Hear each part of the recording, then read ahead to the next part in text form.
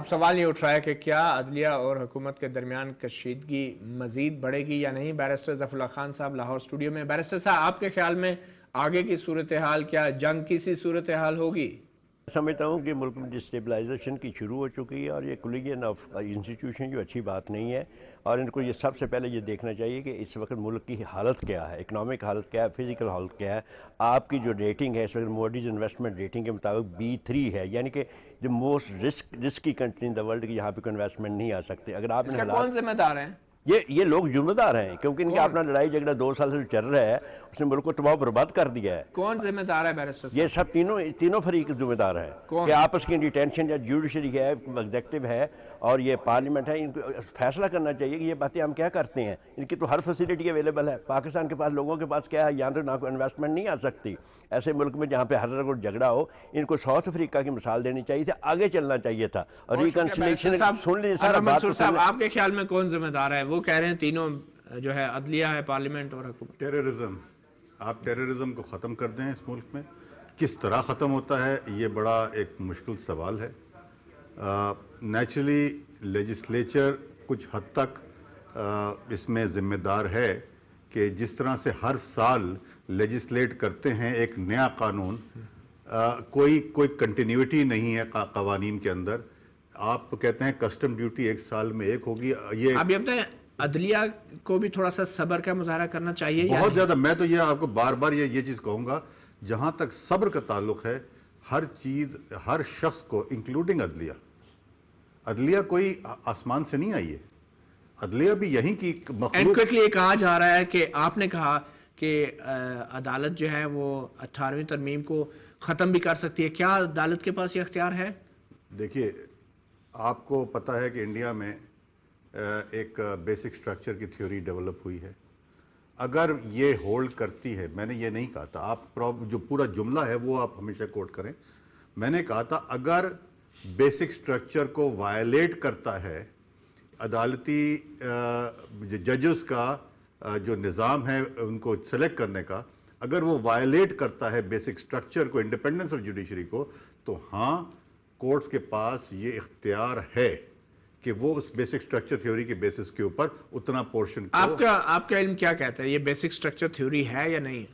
دیکھیے، independence of judiciary جو ہے وہ ایک بڑا بیسک سٹرکچر ہے کانسٹیٹیوشن کا۔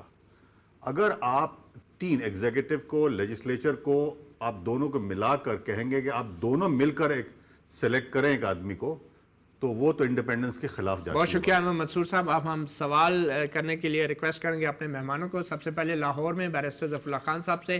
بیرسٹر صاحب، ایک سوال کریں وزیر قانون بابر اعوان صاحب سے۔ میں سمجھتا ہوں کہ قانون کو مد نظر رکھتے ہوئے بابر اعوان صاحب جو وزیر قانون ہیں، ان کو یہ بتا دینا چاہیے عدالت کو یہ قانون کے مطابق آپ کا حکم نہیں ہے، اور NRO کی ججمنٹ اٹ سیلف جو ہے سوال کیا ہے؟ یہی ہے جی، اس کے سپریم کورٹ یہ بتا دیں کہ وہ کیوں نہیں بتا رہے کہ حکومت کو۔ یہ دیکھیں، یہ ان کا کام ہے۔ میں تو یہ آپ نے پوچھا سوال کریں، میں نے آپ کو بتا دیا کہ آپ کہہ رہے ہیں یہ قانون کے مطابق نہیں ہے۔ انور منصور صاحب، آپ کیا سوال کریں گے بیرسٹر اپنا وزیر قانون بابر اعوان صاحب سے؟ کیا وہ بل موو کریں گے پارلیمنٹ کے اندر کہ کورٹس کی وجود کو ختم کر دیں؟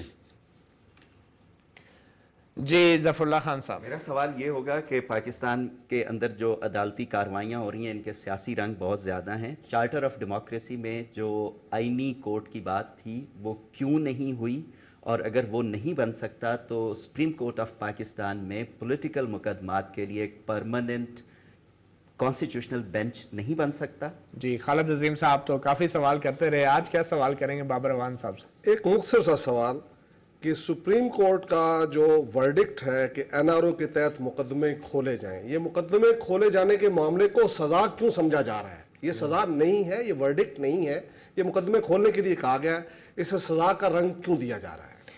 بہت شکریہ آپ تمام مہمانوں کو، انور منصور سابق اٹارنی جنرل، ظفر اللہ خان صاحب، خالد عظیم صاحب اور لاہور اسٹوڈیوز میں بیرسٹر ظفر اللہ خان صاحب، آپ تمام مہمانوں کا۔ آج کا موضوع تھا حکومت اور عدلیہ کے درمیان کشیدگی۔ بہت سے باتیں سامنے آئی ہیں، ان میں سے ایک یہ ہے کہ تمام اداروں کو صبر کا مظاہرہ کرنا ہے، اور بقول بیرسٹر ظفر اللہ خان کے آنے والا وقت بڑا سخت ہو سکتا ہے۔